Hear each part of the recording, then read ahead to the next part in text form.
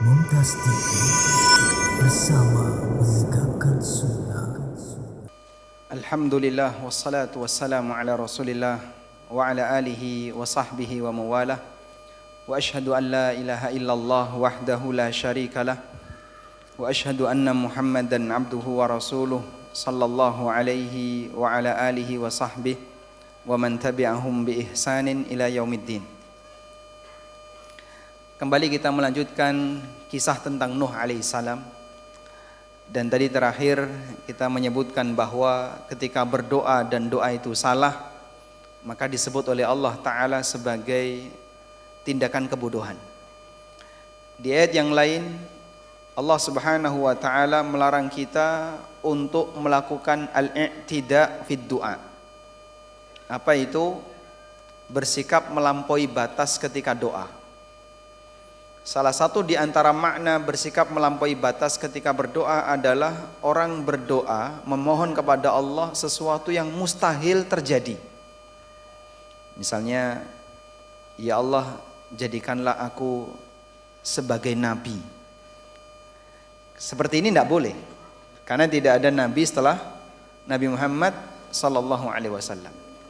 Atau misalnya ada orang yang berdoa, ya Allah, jadikanlah aku seperti Superman, yang bisa terbang, punya kekuatan superhero dan seterusnya. Seperti ini juga nggak boleh, karena tidak mungkin manusia punya kemampuan seperti itu.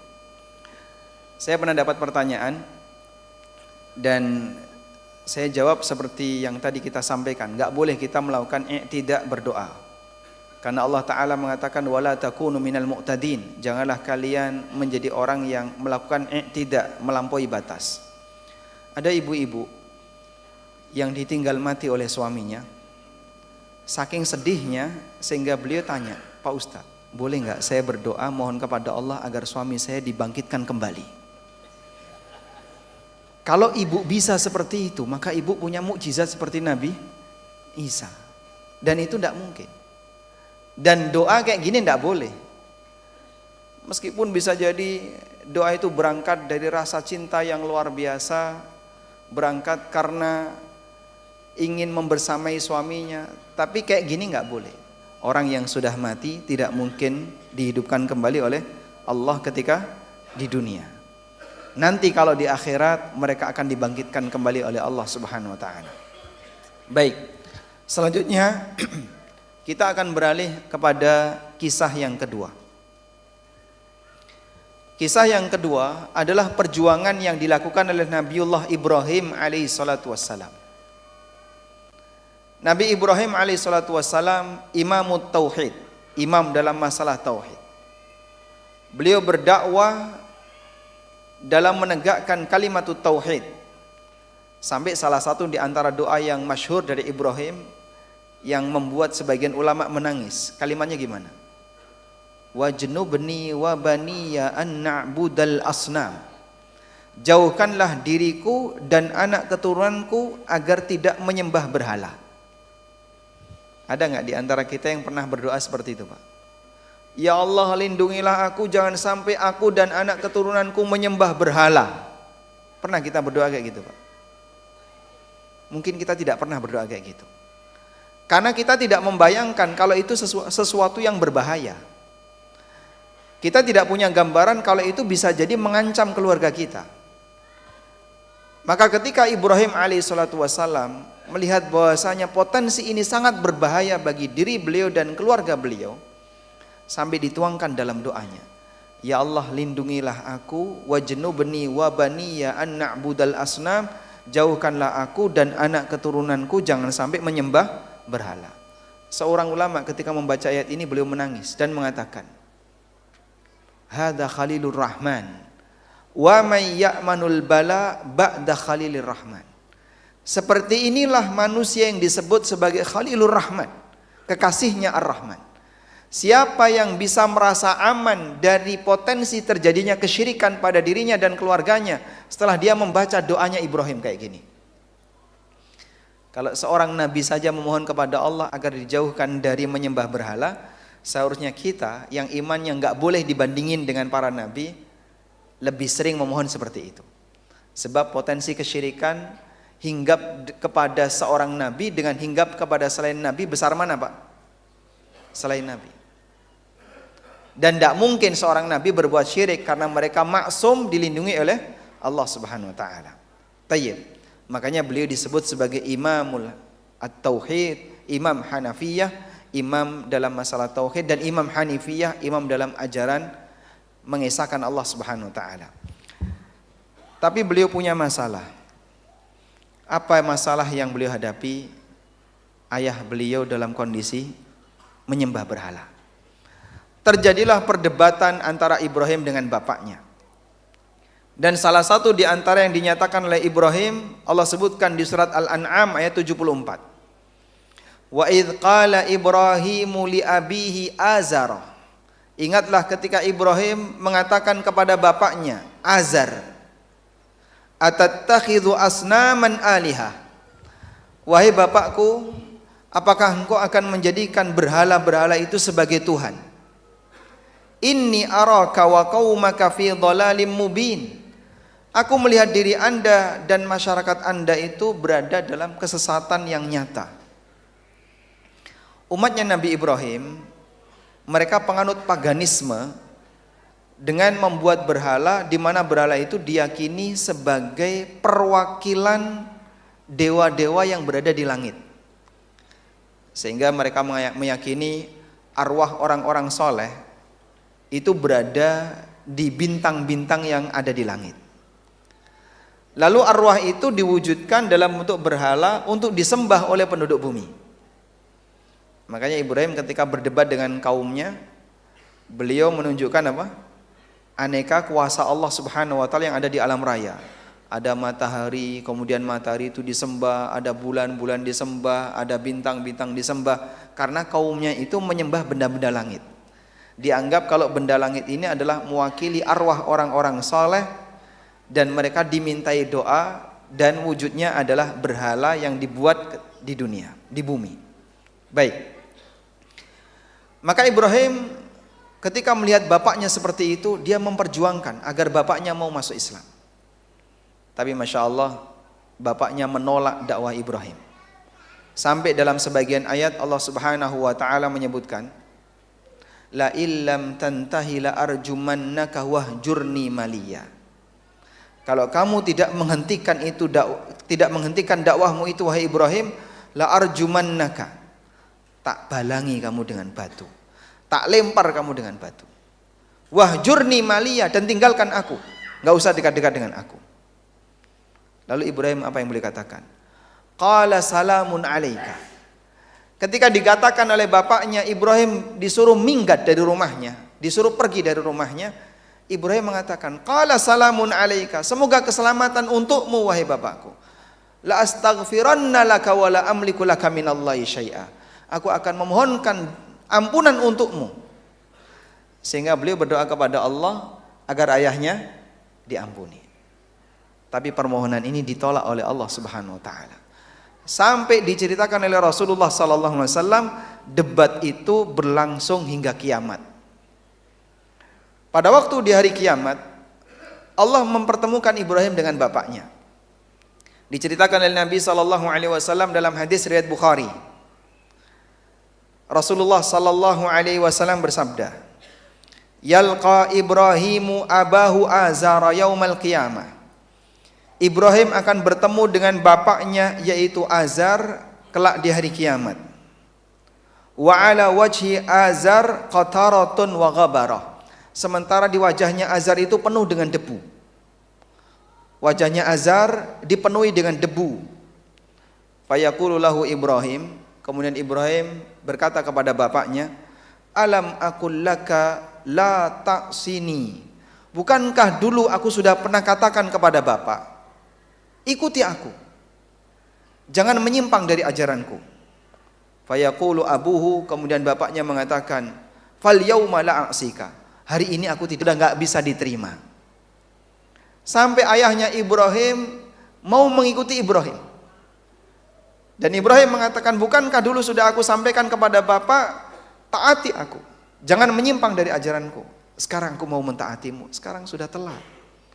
Hari kiamat bukan waktunya untuk beramal. Sekaranglah waktunya untuk beramal. Dikatakan oleh Ali radhiyallahu anhu, al-yauma amalun wala hisab, wal ghaddu hisabun wala amal. Hari ini isinya amal, enggak ada hisab. Besok isinya hisab, enggak ada amal. Sehingga kesempatan kita tinggal hari ini jamaah, saat kita masih hidup di dunia. Fayaqulu Ibrahim, maka Ibrahim mengajukan pembelaan kepada Allah. Ya Rabbi, wahai Rabbku, innaka wa'adtani alla tukhzini yauma yub'atsun. Engkau telah memberikan janji kepadaku bahwa engkau tidak akan membuatku sedih ketika manusia dibangkitkan, yaitu ketika kiamat. Wahai Rabbku, engkau telah memberikan janji kepadaku kalau engkau tidak akan membuatku sedih di hari kiamat. Fa ayyu khizyin akhza min abi al-ab'ad. Lalu kesedihan apa lagi yang lebih parah ketika aku dijauhkan dari bapakku? Fa yaqulullahu ta'ala, maka kemudian Allah Subhanahu wa taala berfirman, inni haramtul jannata 'alal kafirin. Aturan bakunya, aku haramkan surga bagi orang-orang kafir. Aku haramkan surga bagi orang-orang kafir. Sehingga meskipun upaya Ibrahim membela bapaknya di yaumil akhir agar bapaknya dimasukkan ke dalam surga, diampuni oleh Allah karena bapaknya mati dalam kondisi mengikuti ajaran paganisme, enggak diterima oleh Allah Ta'ala. Inni haramtul jannata 'alal kafirin. Aku haramkan surga untuk dimasuki oleh orang-orang kafir. Tsumma yuqal, kemudian dikatakan kepada Ibrahim diberi kenikmatan oleh Allah Subhanahu wa taala, sementara bapaknya dilemparkan ke neraka. Waliyadzubillah. Makanya jamaah yang dimuliakan Allah, perjuangan yang dilakukan oleh Ibrahim tidak hanya terbatas ketika di dunia. Pembelaan itu sampai berlanjut di yaumil akhir, tapi tidak diterima oleh Allah Ta'ala. Beliau sangat berharap bisa bertemu dengan bapaknya di surga, bisa membela bapaknya agar sama-sama berbahagia di surga. Tapi undang-undangnya Allah haramkan surga bagi orang-orang yang kafir. Perjuangan Ibrahim ketika di dunia Allah sebutkan di surat Al-Mumtahanah ayat yang keempat. Qad kanat lakum uswatun hasanatun fi Ibrahim walladzina ma'ah. Sungguh telah ada teladan yang baik pada diri Ibrahim dan orang-orang yang membersamai beliau, yaitu para nabi setelahnya. Karena kebersamaan itu tidak harus satu waktu. Sama akidah juga bisa disebut bersama. Sehingga para ulama menafsirkan walladzina ma'ahu, maknanya adalah para nabi yang mengikuti jejaknya Ibrahim. Idz qalu liqaumihim, ketika mereka mengatakan kepada masyarakatnya, inna bura'a'u minkum wa mimma ta'buduna min dunillah.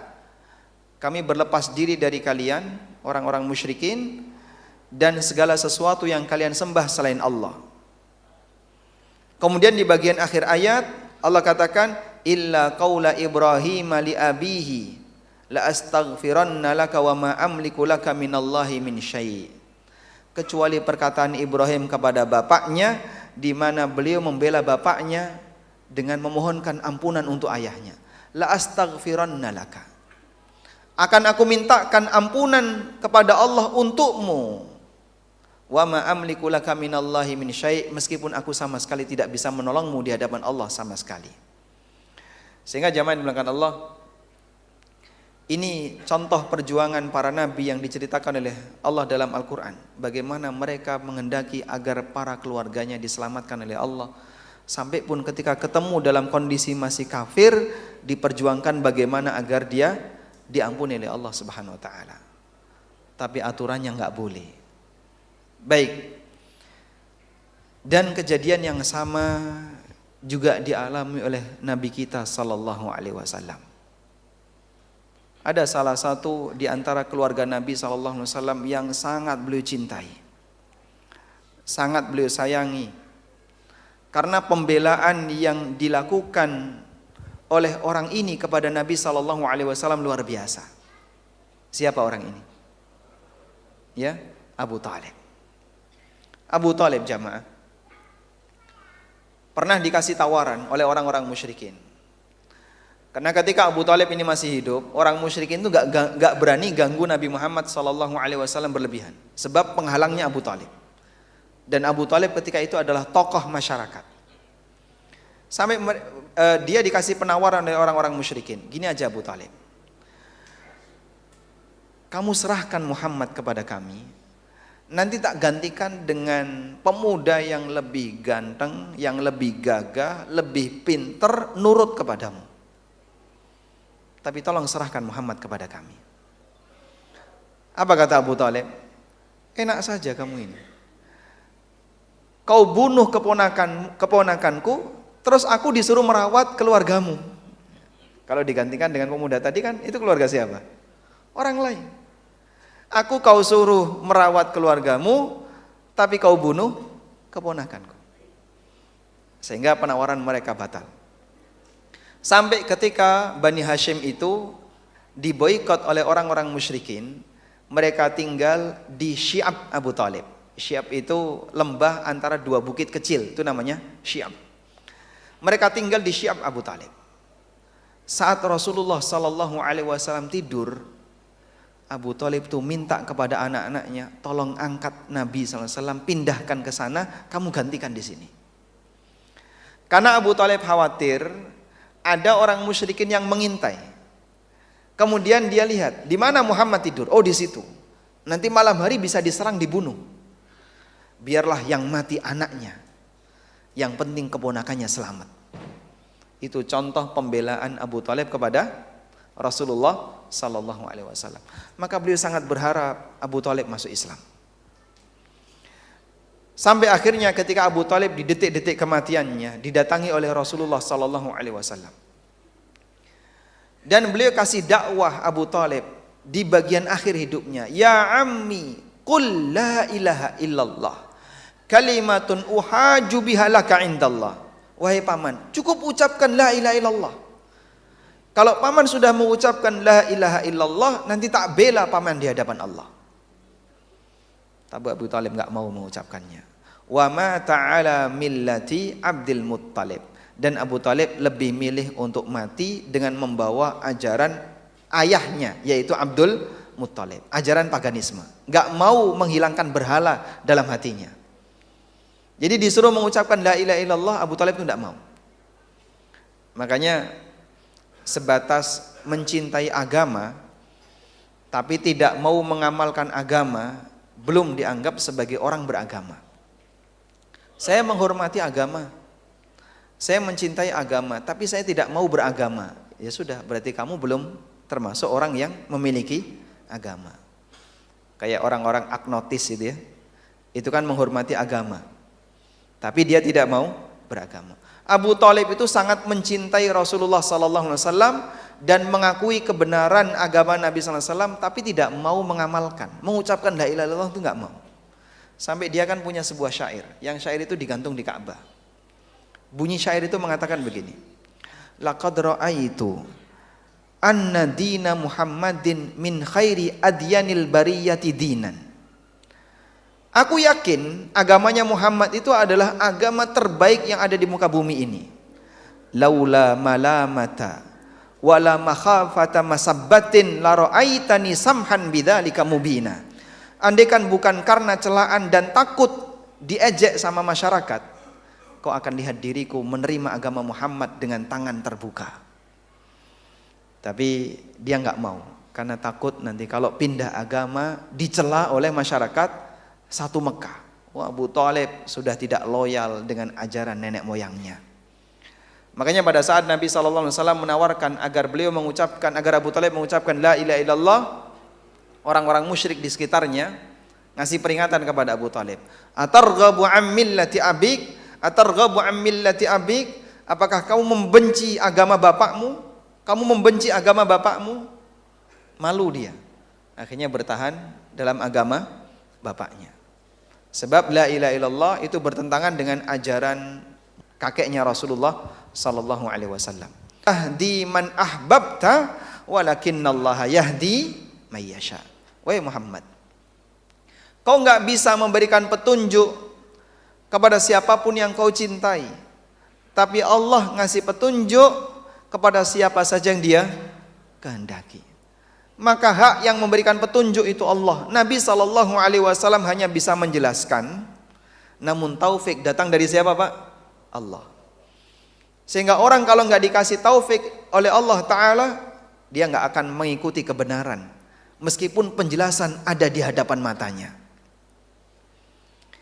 Rasulullah SAW bersedih ketika itu, dan para ulama ahli tafsir sepakat bahwa Al-Qasas ayat 56, innaka la tahdi man ahbabta walakinallaha yahdi man yasha, ini turun fi sya'ni Abi Thalib, turun berkaitan dengan kejadian matinya Abu Thalib yang dia meninggal dalam kondisi tidak mengucapkan la ilaha illallah.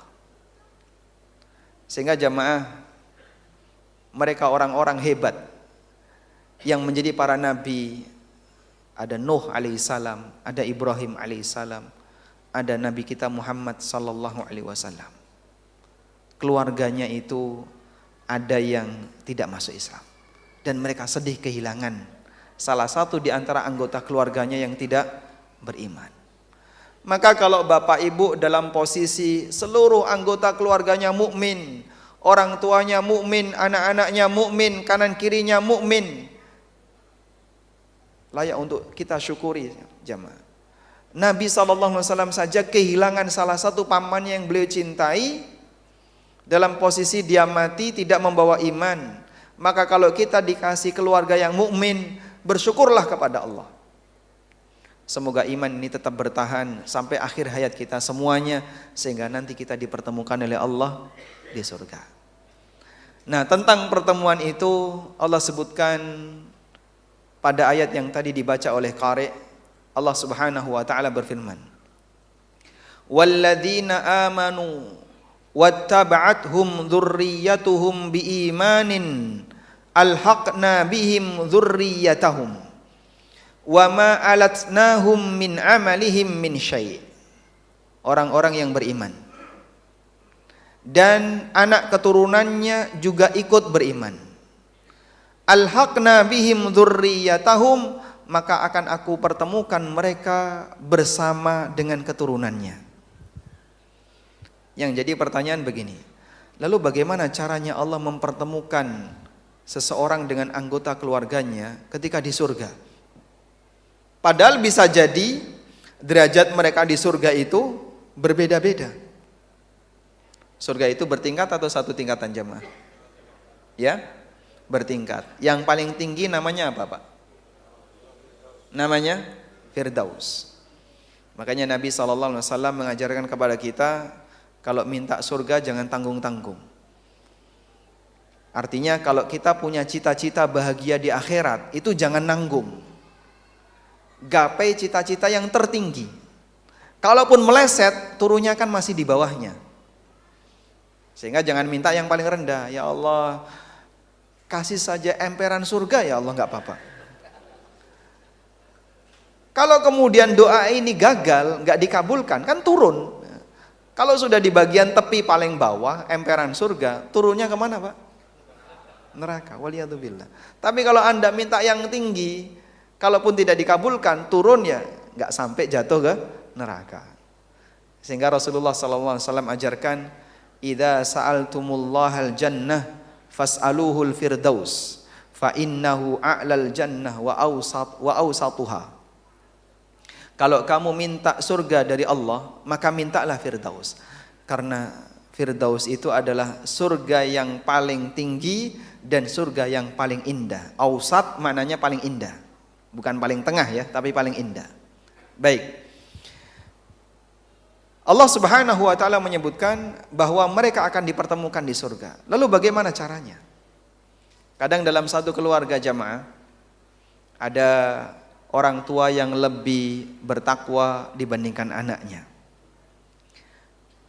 Ada anak yang lebih bertakwa dibandingkan orang tuanya. Berbeda-beda tingkat takwanya.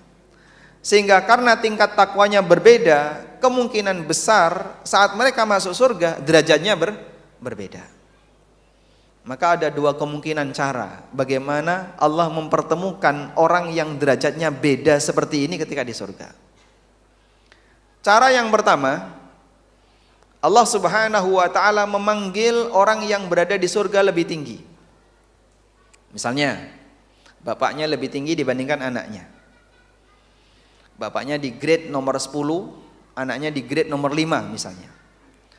Lalu Allah Subhanahu wa taala memanggil bapaknya. Kamu akan aku pertemukan dengan anakmu. Namun karena anakmu berada di surga nomor 5, maka derajat kamu di surga aku turunkan jadi ke nomor 5. Ini kemungkinan yang pertama. Kemungkinan yang kedua, mereka yang berada di grade lebih rendah diangkat oleh Allah sehingga bisa naik ke grade yang lebih tinggi untuk ketemu dengan keluarganya yang berada di tingkatan surga lebih tinggi. Sehingga si anak disampaikan, bapakmu ada di atas. Dan untuk melengkapi kebahagiaan bapakmu, akan aku pertemukan kamu dengan bapakmu. Maka dia dinaikkan ke grade yang lebih tinggi. Baik, dari dua ini menurut penjelasan ayat yang tadi disampaikan, mana yang memungkinkan, Pak? Pertama atau kedua? Yang mana? Yang kedua. Kenapa enggak yang pertama, Pak?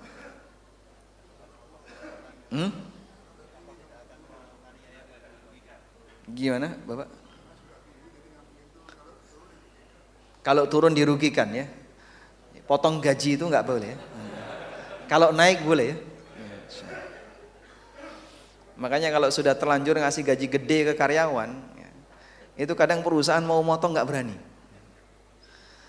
Tapi kalau naikkan gaji karyawan, rasanya gampang, Pak ya, gampang. Baik, jadi dalam posisi ketika berada di atas itu diturunkan, maka berarti Allah telah mendolimi orang ini. Dan Allah tidak berbuat zalim. Wa mallahu bidzallamin lil abid. Allah tidak akan mendolimi hambanya. Sampai mengurangi derajat surga hambanya itu mustahil bagi Allah. Karena ini tindakan kezaliman. Berbeda dengan menaikkan yang harusnya dapat bawah ditaruh di atas. Ini adil atau tidak? Adil atau tidak? Saya mau tanya, Pak. Misalnya begini. Ada 5 karyawan. Saya punya 5 karyawan. Saat mereka saya terima untuk bekerja, semuanya taken MOU, tertulis masing-masing akan mendapatkan gaji 2 juta per bulan. Sudah? Bulan ini saya akan kerja. Akhir bulan A, B, C sampai E, A sampai D saya gaji 2 juta. Yang E saya gaji 3 juta. Sudah? Sehingga yang E saya kasih tambahan lebih banyak. Menurut Bapak, tindakan saya ini adil atau tidak? Adil. Adil melihat prestasi. Sehingga ketika saya kasih tambahan kepada E gaji lebih banyak, A, B, C, D tahu, boleh nggak dia protes? Dia boleh protes nggak? Kenapa nggak boleh? Karena baik. Jadi begini, Pak. Perbuatan Allah itu ada 2. Ada adil, ada fadl. Sudah? Adil, Allah melebihkan balasan melebihi dari tingkatan amal. Namanya apa? Fadl. Sehingga yang seru ini bukan adil. Adil plus. Adil wa zaid itu namanya fadl. Sehingga Allah kasih tambahan karunia. Dan Allah tidak mendolimi siapapun. Jadi nggak ada ceritanya amalmu tak sedot tak kasihkan ini biar dia naik. Itu mendolimi orang lain. Kalau sikap saya kepada 5 karyawan tadi, gaji kamu tak kurangi masing-masing 200, 250, tak tambahkan ke E, itu saya mendolimi A, B, C, D dan pilih kasih dengan E. Dolim itu. Tapi kalau gaji mereka saya penuhi masing-masing 2 juta, E saya kasih 3 juta tanpa mengurangi A, B, C, D, maka saya tidak dolim. Dan mereka nggak protes. Tapi nggak adil. Kenapa nggak adil? Lah kamu ngasih E lebih banyak. Apakah saya mengurangi gaji kalian? Tidak. Tapi kenapa E dikasih lebih banyak? Terserah saya, itu duit saya kok ya. Mau saya kasih E 3 juta, 5 juta kan terserah saya. Karena ini duit saya. Paham Pak? Baik. Makanya ada adil, ada fadl. Ya.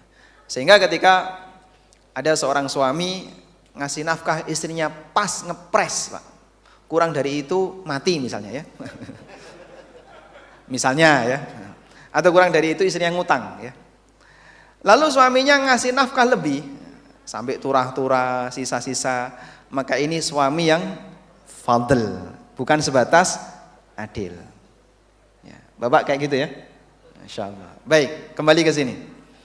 Sehingga cara yang seperti inilah yang Allah sebutkan dalam Al-Quran. Allah katakan, wa ma alatnahum min amalihim min syai'. Kami tidak mengurangi amal mereka sedikit pun. Jika Allah turunkan orang yang berada di atas ke bawah sehingga bisa bertemu dengan keluarganya yang berada di bawah, berarti Allah mengurangi amalnya. Dan Allah katakan, wa ma alatnahum min amalihim min syai'. Dan kami tidak mengurangi amal mereka sedikit pun. Makanya jamaah, berjuanglah untuk menjadi orang yang surganya tinggi. Karena ketika surga Anda tinggi, harapan kita orang lain yang berada di pos naik haji. Saya nggak bisa menghajikan bapak saya tidak bisa ngasih sesuatu yang berharga dalam bentuk materi untuk bapak saya. Mungkin ada di antara orang tua kita sudah meninggal sebelum kita sukses. Mungkin ada di antara keluarga kita yang belum pernah mendapatkan manfaat apapun dari sisi materi yang kita miliki. Karena kita punya keterbatasan. Tapi masih ada satu harapan besar. Berikan hadiah yang paling istimewa untuk mereka di akhirat. Untuk orang tua kita kasih apa Pak? Tinggikan derajatnya di surga. Dengan cara perbanyak memohonkan ampunan untuk Allah bagi mereka. Nabi SAW menceritakan, ada orang tua yang masuk surga. Lalu beliau terheran. Ya Allah, bi ayyi amalin hadza? Atas dasar amal apa aku bisa mendapatkan derajat surga seperti ini? Karena orang tua ini menyadari amalnya biasa saja, dia orang yang pas-pasan, takwanya biasa saja, tapi kok bisa dapat surga yang tinggi? Fayuqalu lahu, maka disampaikan kepada orang tua ini, bistighfari waladika laka. Ini disebabkan karena istighfar yang dibacakan oleh anakmu untukmu. Sehingga di saat mungkin kita tidak bisa memberikan hadiah yang istimewa untuk orang tua, mungkin mereka belum menikmati, anaknya sekarang mungkin sudah sukses ya, udah jadi misalnya pejabat di salah satu BUMN, tapi bapak saya sudah meninggal dunia. Dulu waktu saya masih rekoso, bapak masih hidup, saya nggak bisa ngasih apa-apa. Sekarang saya punya harta, mau saya kasihkan apa? Tak kirim ke kuburan juga nggak mungkin. Ya mungkin yang bisa dilakukan sedekah atas nama bapak, ya. Atau kemudian apalagi, misalnya beramal atas nama bapak, wakaf atas nama bapak, memberikan manfaat yang besar bagi mereka. Yang kedua jamaah, menghafalkan Quran. Seorang anak yang berbakti kepada orang tuanya, di antara usaha yang bisa dia lakukan adalah memberikan mahkota kemuliaan bagi orang tuanya. Apabila anak itu menghafalkan Quran, maka nanti di yaumil qiyamah orang tuanya dikasih apa Pak? Mahkota kemuliaan. Sehingga orang tua ini terheran. Kenapa beliau mendapatkan mahkota yang demikian indah? Padahal tidak pernah berbuat amal yang istimewa sampai berhak mendapatkan pahala seperti ini. Maka dikatakan kepada sang anak, bi akhdhi waladikal Quran, karena anakmu dekat sama Quran. Anakmu rajin menghafal Quran, anakmu rajin membaca Quran, dengan sebab itu orang tuanya dikasih mahkota kemuliaan. Padahal kita nggak pernah ngasih emas ke orang tua. Dan mahkota ini jauh lebih berharga dibandingkan mahkota emas. Saya sudah usia 60 tahun Pak, gimana menghafalkan Quran? Apakah menghafalkan Quran ada batas akhir usia? Ada nggak Ustaz? Ada? Tidak ada. 60 tahun bisa nggak menghafalkan Quran? Roto angel rapopo ya. Tapi harus ada usaha. Kalau kita ingin memberikan hadiah mahkota kemuliaan kepada orang tua kita, berusahalah untuk mendekat kepada Quran. Banyak membaca, berusaha untuk menghafalkan. Nek ra iso maca pripun, Pak? Jangan dibiarkan. Wis ngerti ra iso kok dimbarno, kan keliru, Pak. Nek wis ngerti ra iso pripun? Belajar. Isin nih, Pak. Loh, kok isin pripun? Lah saya sudah tua, masa belajar dari Iqra bata. Nek jenengan isin ya sak lawase dadi wong gak ngerti. Makanya kata Mujahid bin Jabr, ada dua manusia yang gak mau belajar. La yata'allamul ilma mustakbirun wala mustahyin. Yang pertama wong sombong, yang kedua orang yang punya rasa isinan tadi. Isin dalam kebaikan itu tercela. Kalau isin rebutan warisan, nah itu baru terpuji. Isin aku kok rebutan karo dulur masalah warisan, nah itu terpuji kayak gini. Tapi ini urusan warisan ngotot, nek wis ngerti ra iso maca Quran timbarno wae. Alasannya apa? Isin. Udah nggak boleh malu. Kalau sudah ngerti ndak bisa, perjuangkan. Barangkali nanti bisa ngundang guru privat di rumah yang ngajar lebih mudah, nggak apa-apa. Yang penting kita ingin dekat dengan Al-Quran. Baik, yang terakhir, kecelakaan terbesar yang Allah sebutkan dalam Al-Quran dan kerugian terbesar yang Allah sebutkan dalam Al-Quran adalah ketika manusia itu berpisah dari keluarganya di akhirat. Allah sebutkan ini di surat Az-Zumar ayat 5. Ala dzalika huwal khusranul mubin. Katakanlah wahai Muhammad, innal khasirin, wong sing rugi sak temene, orang yang betul-betul rugi itu adalah alladzina khasiru anfusahum wa ahlihim, adalah orang yang merugikan dirinya dan keluarganya. Yaumal qiyamah, besok ketika di hari kiamat. Ala dzalika huwal khusranul mubin, kaya ngono kuwi kerugian sing paling nyoto. Seperti itulah kerugian yang paling jelas. Saat dia dipisahkan dengan keluarganya di hari kiamat. Ibnu Katsir rahimahullah mengatakan, ay tafaraqu falal tiqa'a lahum abada. Mereka berpisah sehingga tidak akan ketemu selamanya. Apa sebabnya? Sawa'un dhahaba ahluhum ilal jannah wa qad dhahabuhum ilan nar. Ada orang yang dipisahkan dengan keluarganya karena keluarganya masuk surga, dia sendiri nyemplung neraka. Beda akidah dengan keluarganya. Maka di saat keluarganya berbahagia, dia masuk neraka. Adalah bisa ketemu orang yang dulu pernah dicintai. Makanya Nabi SAW melarang tawanan itu dipisah. Jadi kalau habis perang ya, dapat tawanan. Kadang kan tawanan itu ada yang masih keluarga, kadang ada ibu dengan anak, ada anak dengan saudaranya. Nabi SAW melarang jangan dipisah. Karena kalau memisahkan itu semakin menyakitkan hati mereka. Mereka sudah kalah perang, jadi tawanan, masih dipisahkan dengan anggota keluarganya, itu akan semakin sedih. Sehingga beliau melarang jangan memisahkan tawanan dengan anaknya atau dengan ibunya. Baik.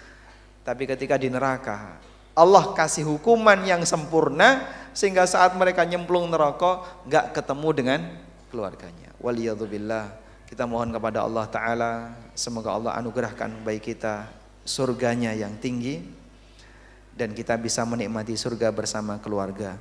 Wassallallahu ala nabiyyina Muhammadin wa ala alihi wa sahbihi wasallam. Baik, Ustadz Amin Nurbais, jazakallah khairan katsir, luar biasa. Sebuah ceramah yang kembali memberikan recas untuk kita sebagai anak untuk bisa berbakti, memberikan yang terbaik buat orang tua. 3 kisah banding dari para rasul yang ternyata mental karena memang aturan Allah sudah baku, tidak ada upaya banding bahkan oleh 3 orang rasul sekalipun. Kemudian targetkan untuk mendapatkan surga tertinggi.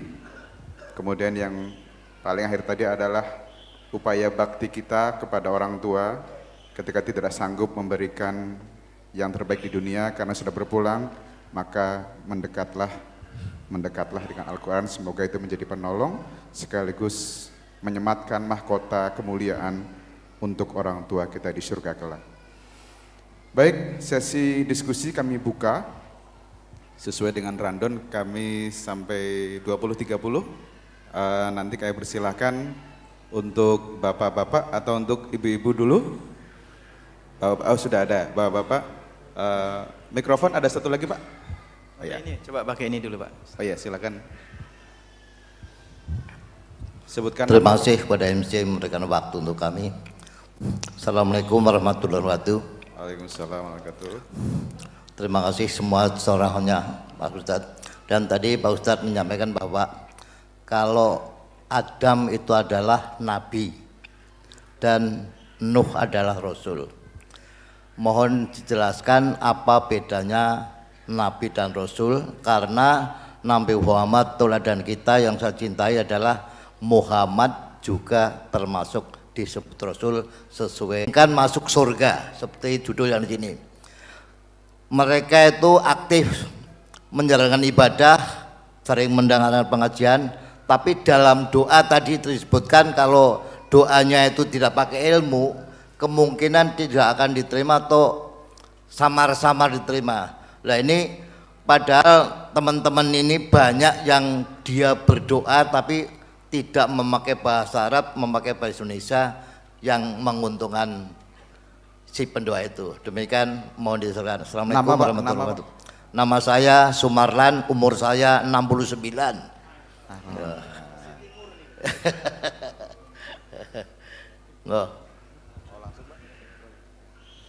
Silakan Ustaz. Baik. Pertanyaan yang pertama, apa perbedaan antara nabi dan rasul? Kalau rasul pasti nabi, tapi tidak semua nabi adalah rasul. Sehingga jumlah rasul dengan jumlah nabi banyak mana Pak? Banyak nabi. Baik. Nabi Muhammad SAW beliau nabi dan sekaligus rasul. Dan di antara rasul itu saja ada yang pilihan Allah yang disebut dengan ulul azmi. Ada berapa rasul ulul azmi? Hanya 5. Coba sebutkan. Nimim, Nuh, Ibrahim, Musa, Isa, Muhammad alaihi wassalatu wassalam. Tayyib. Nabi Muhammad SAW adalah utusan Allah yang sekaligus Rasul.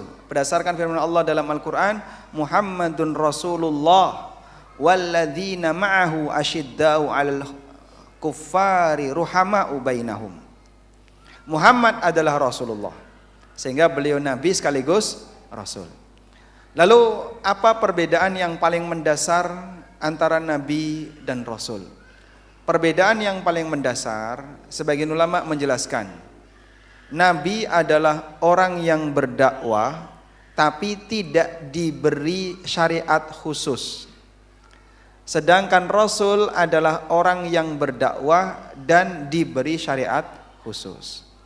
Maka syariatnya Nabi itu mengikuti syariat Rasul sebelumnya. Contohnya, ada banyak nabi setelah Musa. Nah, para nabi setelah Musa itu mengikuti syariatnya Musa, pakai Taurat. Sehingga para nabi setelah Musa seperti siapa? Nabi Yusha bin Nun, muridnya Musa, yang pernah mendampingi Musa menemui Khidir, itu namanya Nabi Yusha bin Nun. Beliau mengikuti syariatnya Musa, memakai Taurat. Demikian pula para nabi setelahnya. Sehingga para nabi ini untuk syariatnya mengikuti syariat Rasul. Nah, Nabi Muhammad SAW adalah Rasul karena beliau membawa syariat yang baru, sehingga syariat-syariat yang lama sudah tidak berlaku. Maka kaum muslimin diberi Al-Quran, dan itu adalah panduan mereka, sehingga mereka sudah tidak lagi berlaku untuk mereka Taurat dan Injil. Ini perbedaan yang paling mendasar antara Nabi dan Rasul. Meskipun ada khilaf di antara para ulama dalam mendefinisikan perbedaan ini, tapi ini salah satu di antara pendapat yang paling kuat. Baik, selanjutnya berkaitan dengan doa tanpa ilmu. Jadi yang dimaksud dengan doa tanpa ilmu itu adalah kontennya salah. Konten doanya salah, isi doanya salah.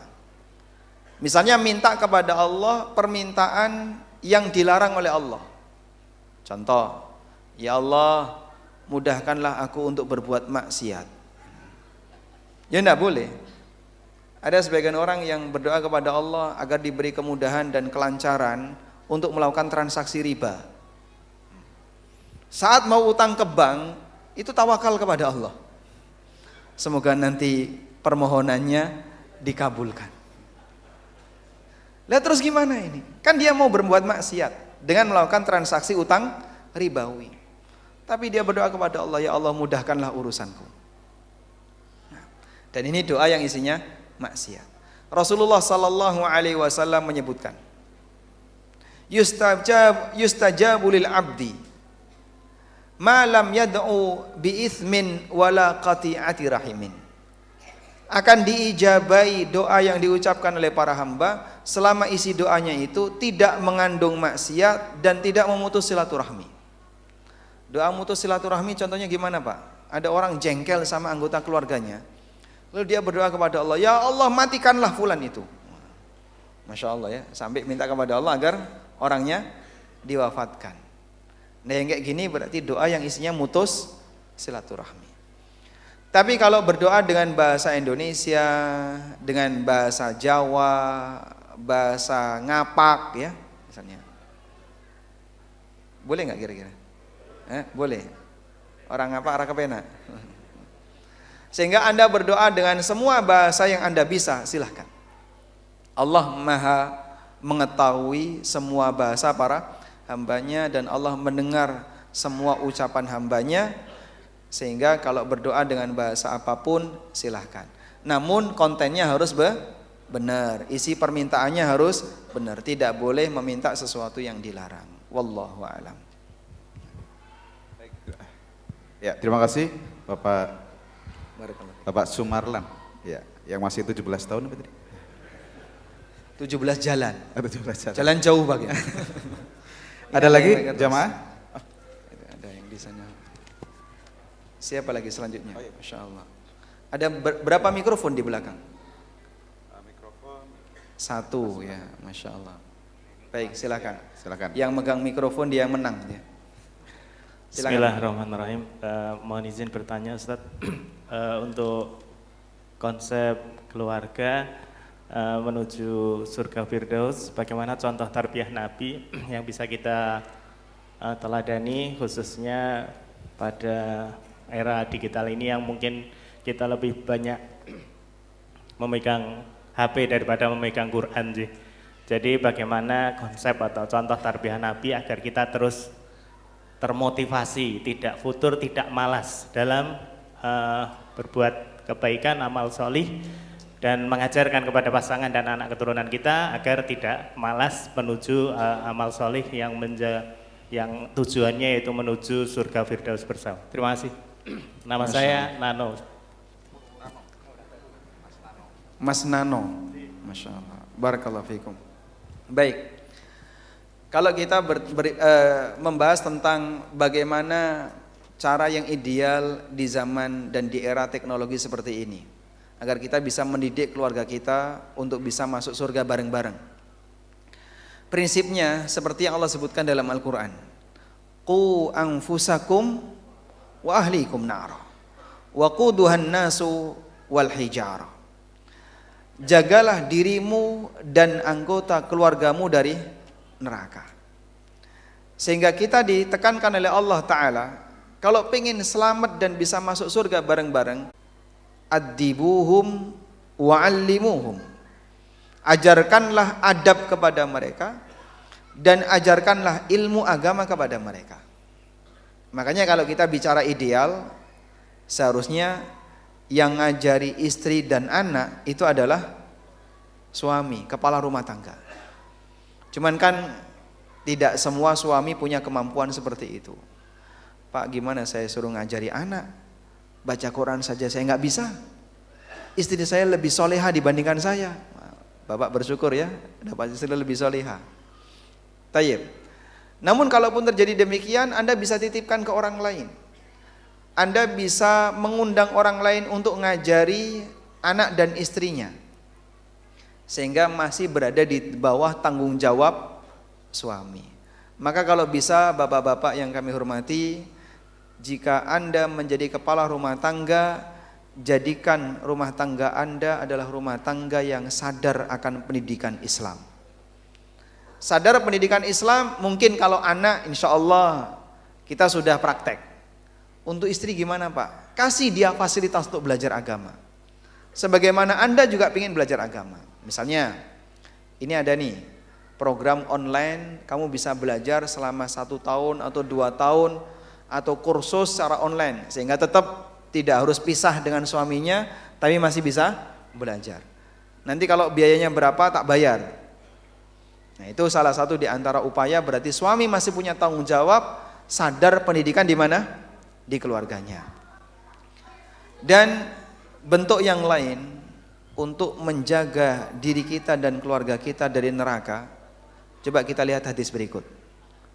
Hadis ini mengatakan, kullu lahmin nabata min suhtin fannaru aula bihi. Semua daging yang tumbuh dari harta yang haram, maka neraka lebih layak untuknya. Dan ketika kita ngasih nafkah untuk anak istri kita dengan harta-harta yang enggak benar, yang haram, yang syubhat, kasihkan semuanya. Ingat itu akan tumbuh jadi darah dan dagingnya. Wa kullu lahmin nabata min suhtin fannaru aula bihi. Setiap daging yang tumbuh dari sesuatu yang haram, maka neraka lebih layak untuknya. Waliyadzubillah. Upaya ini buat serasi. Upaya membersihkan nutrisi yang kita berikan untuk keluarga kita dalam bentuk nutrisi jasad, dan memberikan nutrisi batin untuk keluarga kita sehingga dia punya kesadaran terhadap pendidikan Islam.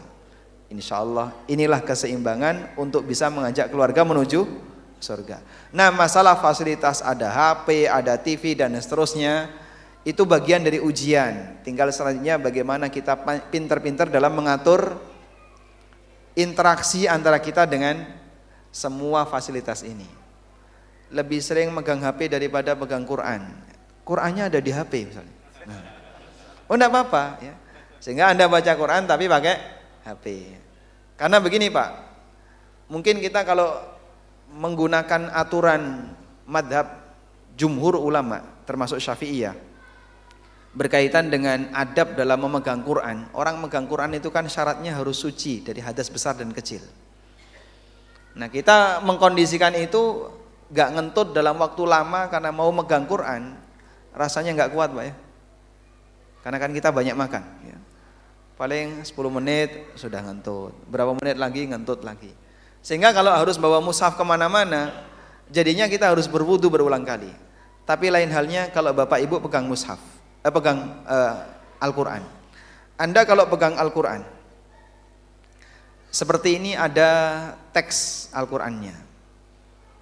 Jika Anda dalam kondisi tidak suci, dalam kondisi tidak punya wudu, Anda megang seperti ini terhitung megang HP. Tapi megang teksnya nggak boleh. Sehingga kalau kemudian ini dimatikan, ya, Anda matikan, sudah nggak kelihatan apapun, maka yang dipegang apa? HP. Meskipun di dalamnya ada Al-Quran. Dalam kondisi hadas nggak ada masalah. Sehingga ketika dibutuhkan dinyalakan, buka Qurannya bisa dibaca. Meskipun dalam kondisi hadas. Membaca Quran dalam kondisi hadas, nggak punya wudu, ijma ulama boleh. Tapi memegang Al-Quran dalam kondisi hadas, jumhur ulama melarang. Sehingga bedakan antara memegang dengan membaca. Kalau membaca tanpa megang, nggak punya wudu, hukumnya apa? Boleh, ijma ulama, sepakat ulama. 4 mazhab mengatakan demikian. Tapi kalau megang, nggak punya wudu, jumhur ulama melarang. Wallahu a'lam. Baik, ada lagi Pak tadi? Oh ya, satu lagi. Semakin malam semakin hangat ini. Di mana mikrofonnya ini? Mikrofon di mana?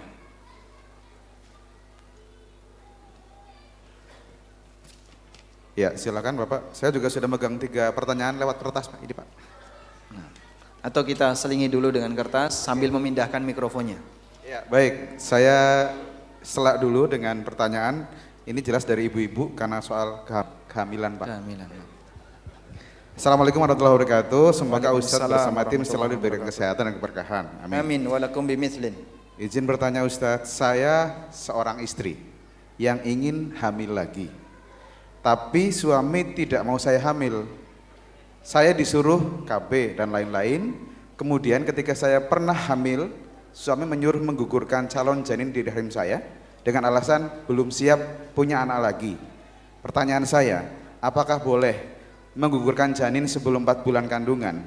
Saya wanita, sehat, usia produktif. Jazakumullah khairan katsir. Apakah boleh menggugurkan kandungan Sebelum 4 bulan. sebelum 4 bulan? Baik, sebelum nyawa ditiupkan. Nah, jadi begini jamaah. Allah memberikan jaminan kepada hambanya itu dalam bentuk aturan. Allah ngasih jaminan ketika di dunia kepada hambanya dalam bentuk aturan. Contoh misalnya, siapapun yang masuk Masjidil Haram dijamin oleh Allah aman. Allah katakan, wa man dakhalahu kana amina. Barang siapa yang masuk ke Masjidil Haram maka dia aman.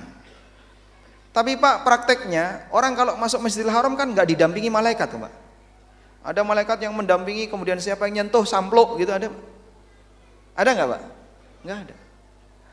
Kita ketika masuk ke Masjidil Haram suasananya masih normal seperti manusia biasa yang punya banyak kelemahan, nggak bisa lihat belakang. Sehingga mungkin nggak ada orang ketika di Masjidil Haram kecopetan. Kejadiannya cukup banyak. Sampai pernah disinggung oleh Syekh Utsaimin tentang orang yang nyopet ketika tawaf. Karena dulu ada kasus kayak gitu. Ada orang yang ketika berada di Masjidil Haram dia membunuh orang lain, seperti kasus yang pernah terjadi pada Muhammad Juhaiman. Pernah membajak Masjidil Haram terus membantai banyak orang. Mungkin sekitar tahun 70-an atau 60-an itu. Sehingga ada banyak sekali orang yang mati ketika itu. Dia membunuh orang di Masjidil Haram. Loh, katanya siapa yang masuk dikasih jaminan keamanan. Itu maksudnya aturan. Siapapun yang masuk ke dalam Masjidil Haram, ingat Allah ngasih aturan, berikan dia jaminan keamanan. Sehingga kalau kamu ganggu keamanan orang yang berada di Masjidil Haram, kamu akan berhadapan dengan Allah. Karena ini apa? Aturan. Baik. Allah menyebut dalam Al-Quran, janin itu ditempatkan oleh Allah di tempat yang kokoh. Allah berfirman, summa ja'alnahu fi qararim makin. Kemudian aku jadikan janin itu berada di qararim makin, di tempat yang kokoh. Bapak Ibu, orang kalau latihan kekuatan itu biasanya setelah dia berlatih Pak, kerosok kuat, yang dipukul itu apanya Pak? Perutnya kan? Yang dipukul itu perutnya. Wes kuat, wes saiki coba tak dipukul perutnya, dek, wah, gak apa-apa, berarti sudah kuat. Petinju itu latihan kekuatan di perutnya, pegulat, pesilat itu latihan kekuatan di perutnya. Wahai istriku, Allah mengatakan janin itu berada di tempat yang kokoh. Saya mau membuktikan. Istrinya hamil, gak bisa bayangin kita ya. Terus ketika dipukul gimana? Gugur itu, bisa keguguran, bahkan rahimnya bisa cacat. Tapi katanya ini berada di tempat yang kokoh. Maksudnya itu adalah aturan Allah. Artinya hormatilah tempat itu sehingga ketika ada janin di situ jangan diganggu. Itu tempat yang kokoh, Allah jaga dengan aturannya.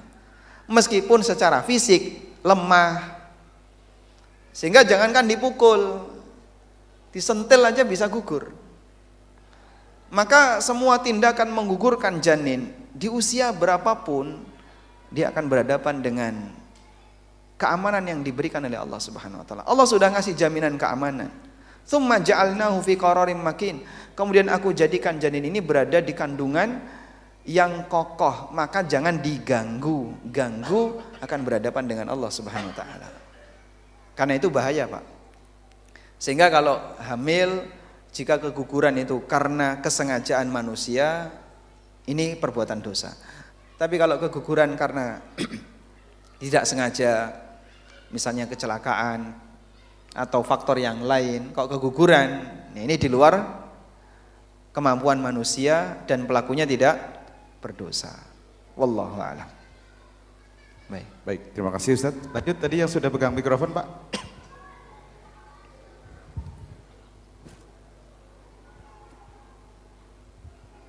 Tombol bawahnya mungkin Pak.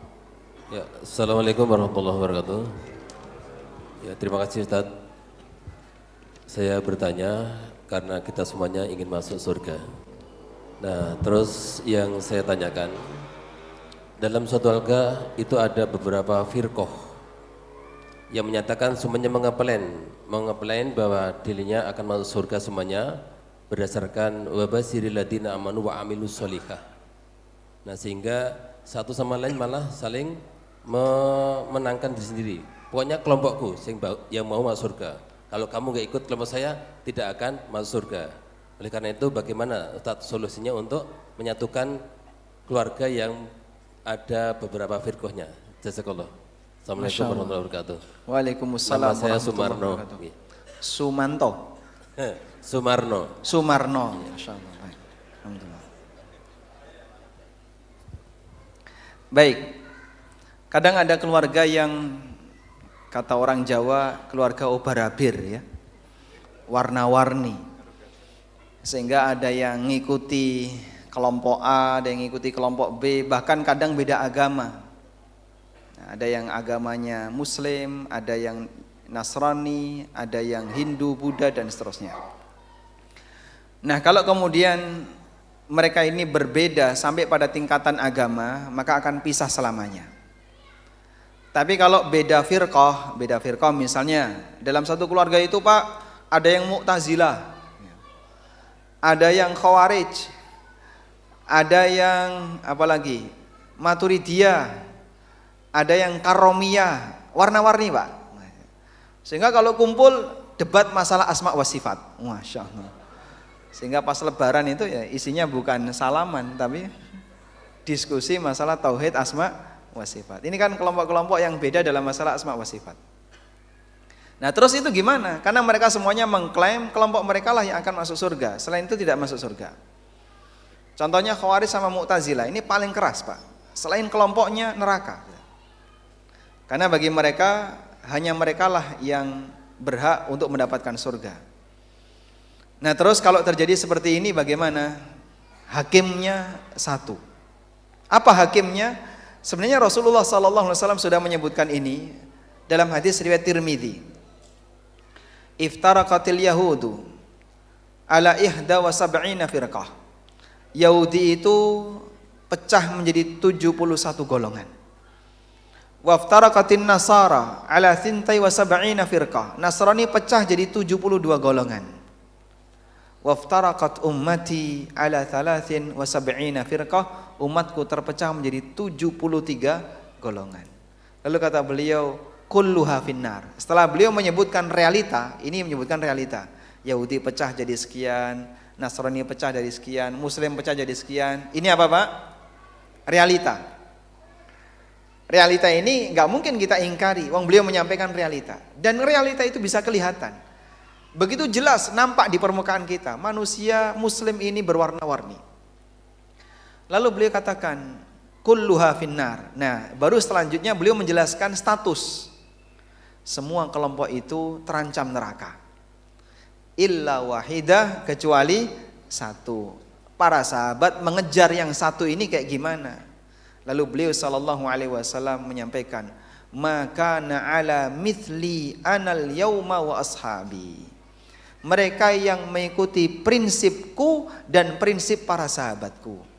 Jadi begini Pak, semua orang mengklaim saya mengikuti Nabi.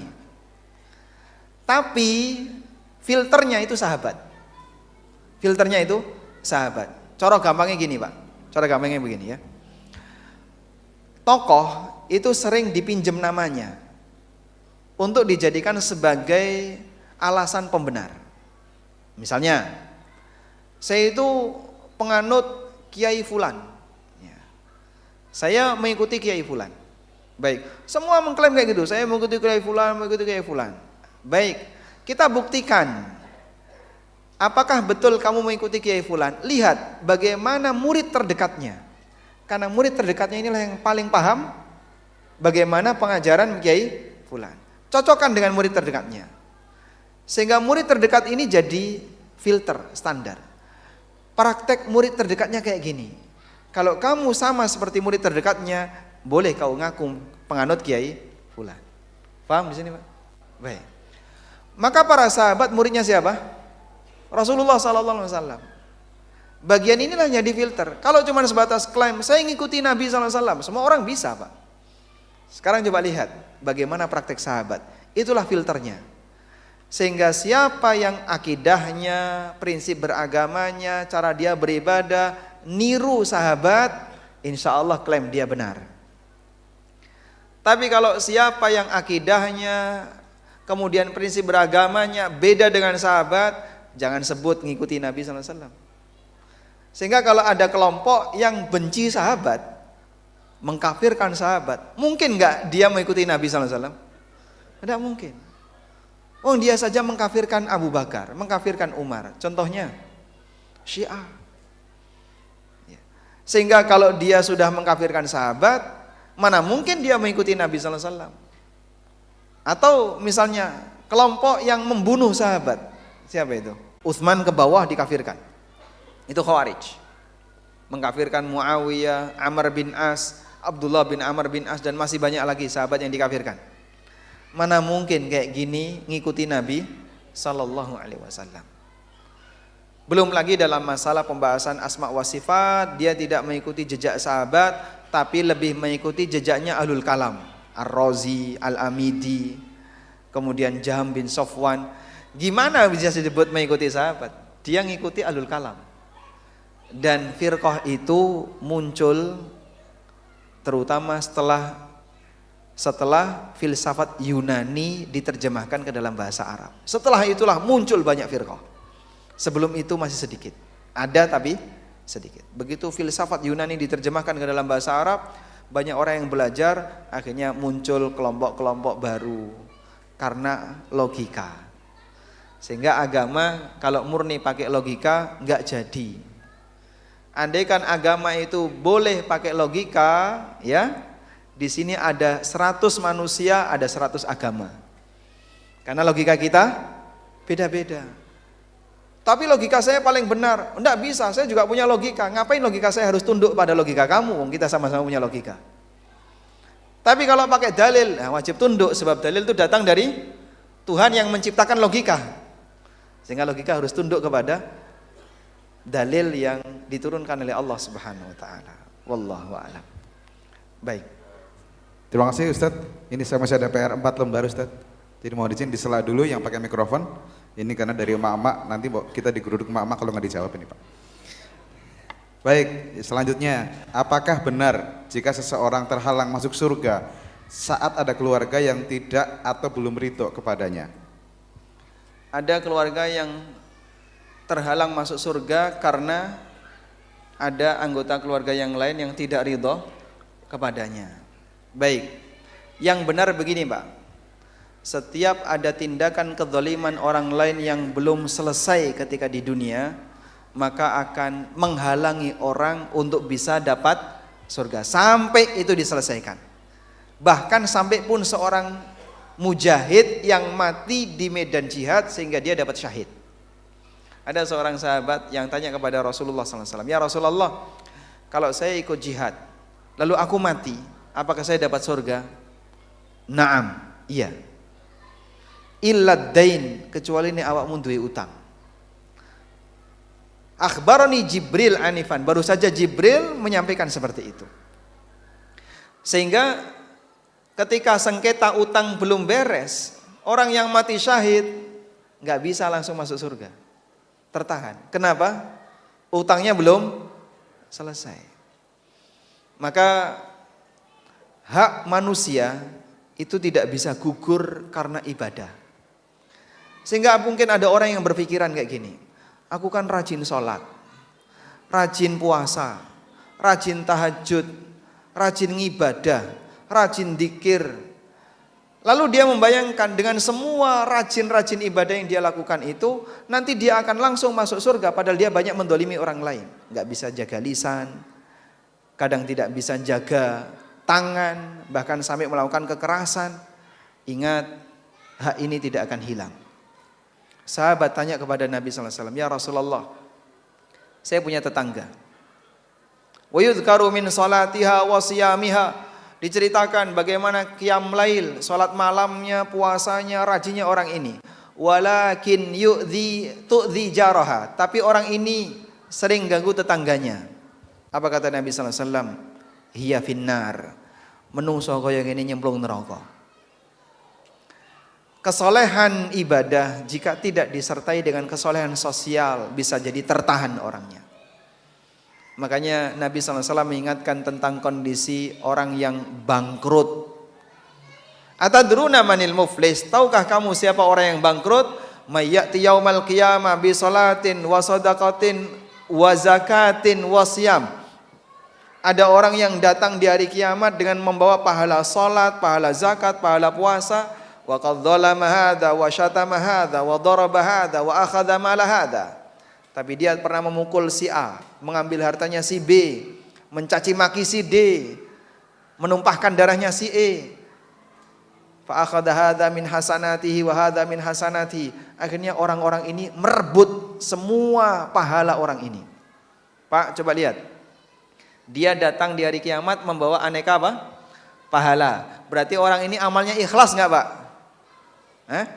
Ikhlas enggak? Apa buktinya? Jadi pahala dibawa sampai akhirat. Sehingga dia adalah orang yang amalnya ikhlas, ittiba Nabi SAW. Amalnya diterima. Tapi sayang banyak berbuat zalim. Dan itu tanpa batas baik keluarga maupun selain keluarga. Maka semua tindakan kezaliman, dzulumatun yaumal qiyamah adalah kegelapan di hari kiamat. Imam Syafi'i rahimahullah mengatakan bi'sazad ilal ma'ad al-udwanu alal ibad. Sejelek-jelek bekal menuju akhirat adalah permusuhan dengan sesama hamba. Maka mumpung masih hidup, segera minta dihalalkan. Yang pernah kira-kira mendolimi orang lain, segera minta maaf. Wallahu a'lam. Baik, kita lanjut lagi karena waktunya sudah 20:40. Mau sampai jam 11 tadi apa ya? Tadi ada yang nantang sampai jam 11 malam katanya. Baik, ada lagi. Ustadz, saya mau tanya tentang adab berdoa. Pertama, bolehkah kita setiap sujud berdoa? Karena doa yang makbul katanya waktu sujud. Dua, berapa durasi berdoa itu? Karena banyak yang saya minta, Ustadz. Terima kasih. Masya Allah. Baik. Jamaah insya Allah bertahan ya. Nggak lapar kan? Apa bahasa ngapaknya lapar, Mas? Oh kencang. Oh ya angel nih nyebut ya. Baik. Jadi bagaimana adab dalam berdoa? Bolehkah kita berdoa setiap kali sujud? Silahkan. Yang penting Anda tidak terlalu telat dari imam. Sehingga kalau misalnya ibu-ibu yang sholat sendiri di rumah, tidak berjamaah, sholat maghrib 3 rakaat, berarti sujudnya berapa kali? 6 kali. Semuanya dipakai berdoa, silahkan. Rasulullah sallallahu alaihi wasallam menyebutkan, aqrabu ma yakunul abdu min rabbih wa huwa sajid. Faqaminun ayyustajabu lahu du'a. Kondisi terdekat hamba kepada Allah adalah ketika dia sedang sujud. Sebab orang yang sujud itu dia letakkan anggota badan yang paling mulia, yaitu wajah, sejajar dengan kaki. Di saat dia semakin merendah, maka Allah semakin mengangkat derajatnya. Wa ma tawadha'a ahadun lillah illa rafa'ahullah. Apabila ada orang yang tawadhu untuk Allah, maka Allah akan angkat derajatnya. Orang itu semakin merendah, semakin mulia. Sehingga ketika orang itu dalam posisi paling merendah di hadapan Allah, dia paling dekat dengan Allah. Faqaminun ayyustajabu lahu du'a. Maka berpeluang besar doanya diijabahi. Sehingga ketika sujud perbanyak doa. Terus durasinya berapa? Yang dimintakan banyak. Ketika sahabat dimotivasi oleh Rasulullah sallallahu alaihi wasallam, beliau menyebutkan, apabila seorang mukmin itu berdoa, maka ada 3 kemungkinan doanya akan diijabai oleh Allah. Tolong Pak bedakan antara dikabulkan dengan diijabai ya. Kalau dikabulkan kan diwujudkan sesuai permintaan. Kalau diijabai itu maknanya direspon. Dan respon itu belum tentu sesuai permintaan. Bisa lebih baik, bisa jadi tabungan. Ketika seorang hamba berdoa kepada Allah, ada 3 kemungkinan ijabah dari Allah. Pertama, diberikan sesuai yang dia minta. Minta anak kasih anak, minta duit kasih duit ya. Yang kedua, dijadikan oleh Allah sebagai simpanan di akhirat. Yang ketiga, diselamatkan dari potensi bahaya yang andaikan itu terjadi, nilai kerugiannya setimpal dengan doanya. Ya Allah, berikanlah aku rumah bertingkat, mobil mengkilat. Terus apa lagi? Istri 4.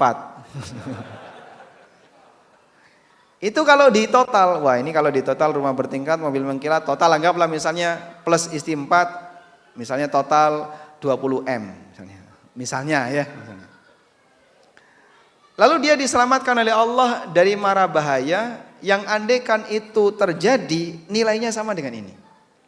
Itu salah satu perwujudan doa. Ada banyak orang yang minta agar lolos PNS, keterima kerja di sini, keterima kerja di sini, tapi tidak dikasih oleh Allah seperti yang dia minta.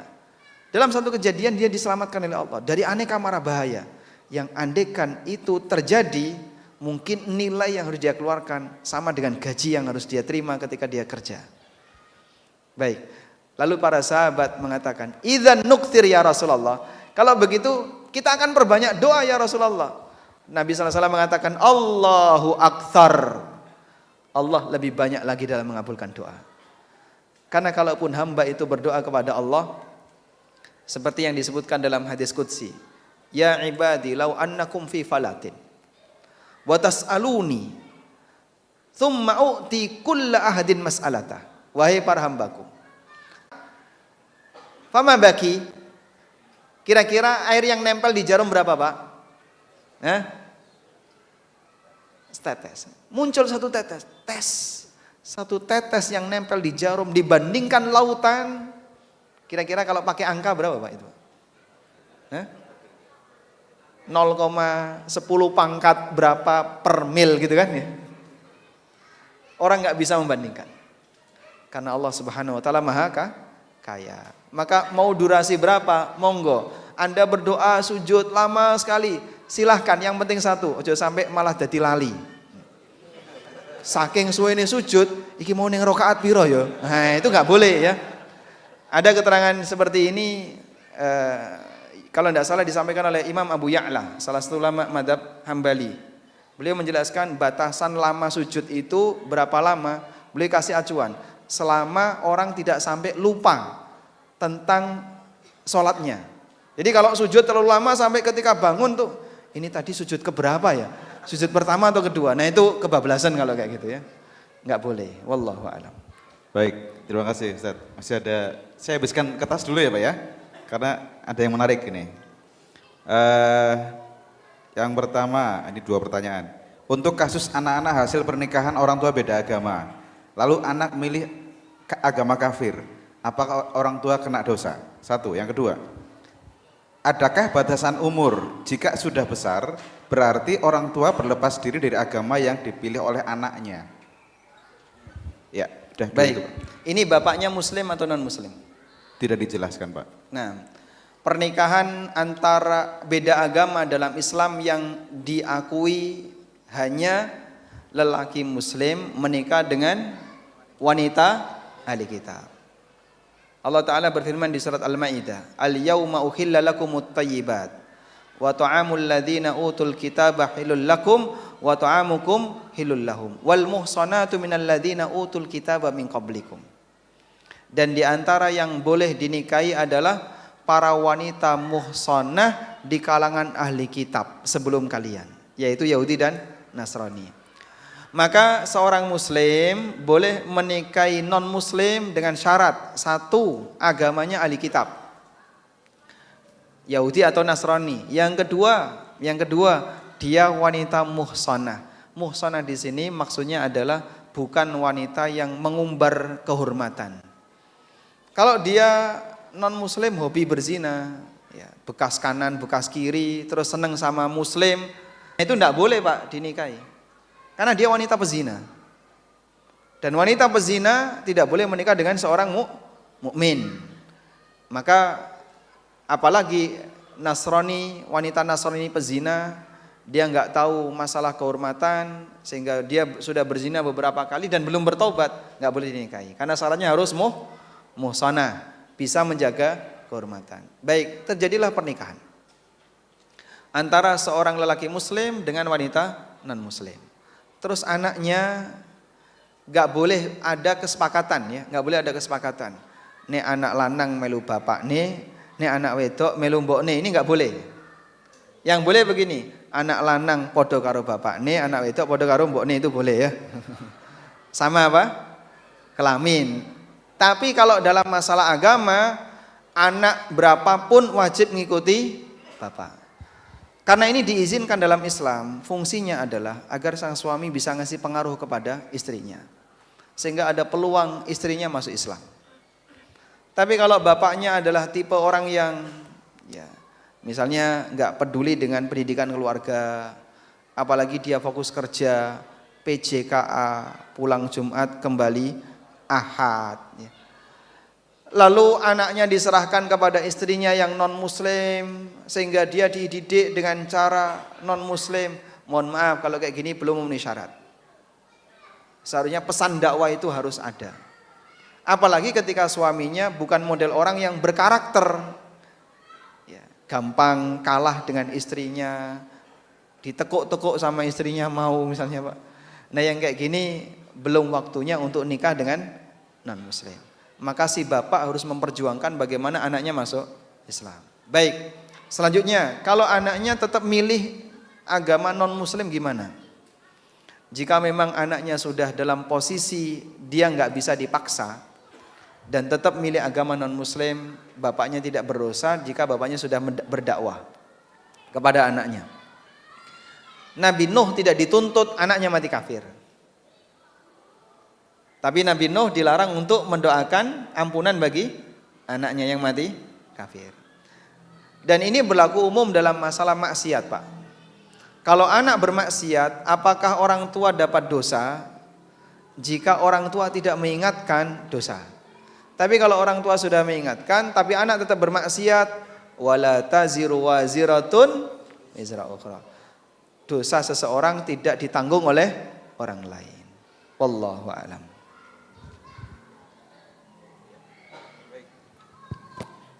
Yang terakhir dari ibu-ibu, saya harus berdiri karena ada yang paling menarik dari pertanyaan kedua. Yang pertama, tentang hukum nitip uang atau saham untuk usaha dagang dan kita mendapatkan hasil tiap bulan. Tapi bagi hasil per bulan disesuaikan dengan jumlah yang dititipkan. Misal, nitip 10 juta mendapatkan 150.000 per bulan atau 20 juta dapat 300.000 per bulan dan seterusnya. Flat gitu ya? Flat? Sama ya, gitu ya? Oke. Dan seterusnya seperti apa? Satu. Yang kedua, ini kabar baik buat para lajang. Yang kedua, amalan apa agar mendapatkan jodoh yang soleh? Karena sudah ikhtiar, tapi kandidat belum sesuai yang diinginkan. Mohon maaf, karena saya butuh pendamping yang bisa membimbing dunia akhirat. Karena masih fakir ilmu Ustaz. Ini yang paling penting, notnya saya bacakan. Barangkali kalau Ustadz punya calon, dengan senang hati saya terima. Jazakallah khairan. Nomornya ada di sini Pak, lihat di layar ada. Silakan Ustadz. Hubungi nomor berikut. Coba kita tawarkan dulu ya. Ketua BDI gimana kira-kira? Oh Masya Allah. Baik. Yang pertama tadi apa? Yang soal saham. Saham. Modal ya. Baik, ini keluar dari tema jauh sekali ini. Nggak apa-apa. Oh dituruti saja ya. Beliau takut sama ibu-ibu. Jadi kalau kita melakukan praktek mudorobah atau musyarakah, salah satu di antara aturan yang berlaku, tidak boleh bagi hasil itu berdasarkan modal. Bagi hasil berdasarkan modal itu misalnya seperti ini. Nanti kamu kalau kamu ngasih modal ke saya 10 juta, Bapak saya kasih bagi hasil 5% tiap bulan. 5% itu ternyata dari modal. Jadi kan 5% kali 10 juta, flat terus seperti itu, 500.000 terus. Ini tidak boleh. Termasuk juga dengan nilai tertentu, itu tidak boleh dengan ijma ulama, sebagaimana keterangan As-Suyuti. Maka kalau ada orang yang misalnya ngasih modal 100 juta, kamu nanti tiap bulan saya kasih 1 juta tiap bulan, 1%. Dan itu flat, 1 juta terus. Maka yang kayak gini masuk kategori riba. Yang benar gimana? Bagi hasil itu harus sesuai kondisi hasil real. Hasil berapa? Bagi. Nah, porsi baginya ini yang dikunci.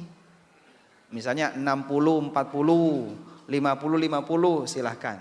Angka ini sesuai kesepakatan. 50%, 50%.